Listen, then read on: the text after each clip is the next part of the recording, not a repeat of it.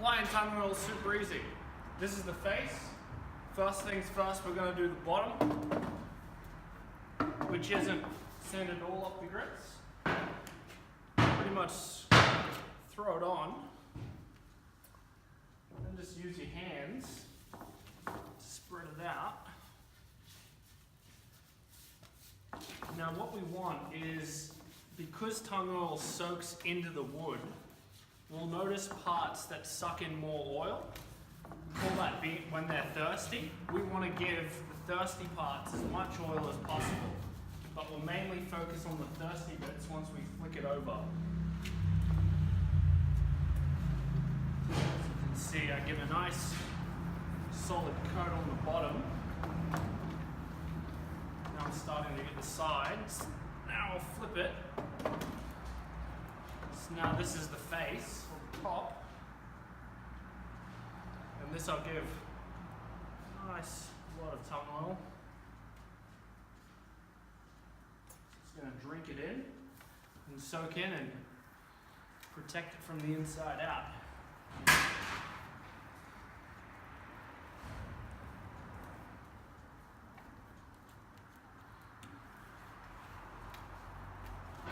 Now, when you're applying tongue oil, you might want to be a bit prepared with, as you can see, I've got a rag behind me to wipe my hands on because you get very oily.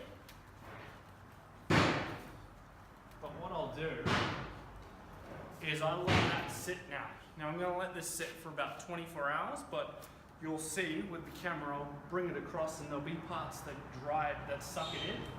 So I'm going to save my hands and keep them oily and just wait a few minutes. Inspect the sides to make sure I got all the sides. It's all done now.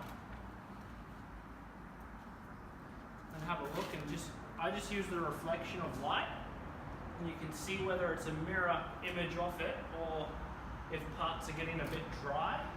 And you just want to move the oil around to fill the dry parts so it can soak in evenly.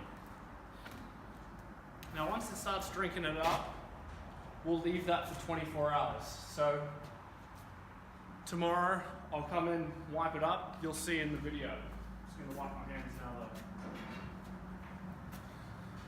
That's it for now. Alright, so it's the next day. We can see that in the reflection, if we get the reflection right, see how there's parts that are a bit dry, like about right there, but then there's lots of other parts that have a lot of oil sitting on top. That's a really good sign. It means it's saturated in. Like there's another part that's a little bit dry, like as I was talking about yesterday. But what I'll do is I'll now give this guy a wipe down. So if I chuck this in here,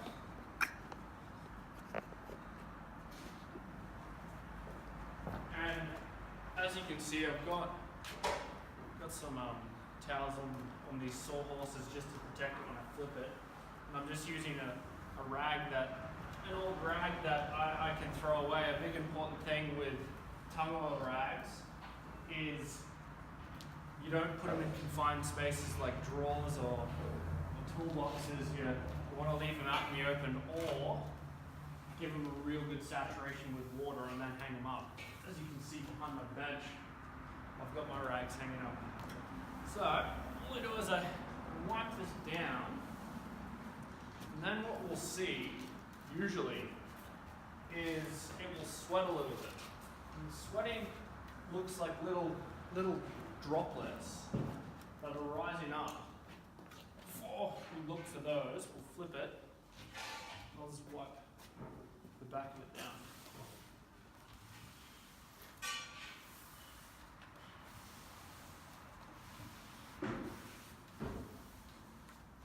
Don't forget the sides either, easy to forget. So now, see if we've got any sweating. Hopefully we do. Don't just yet. So I'm going to leave this for 5-10 minutes and we'll see if there's any sweating. See you then.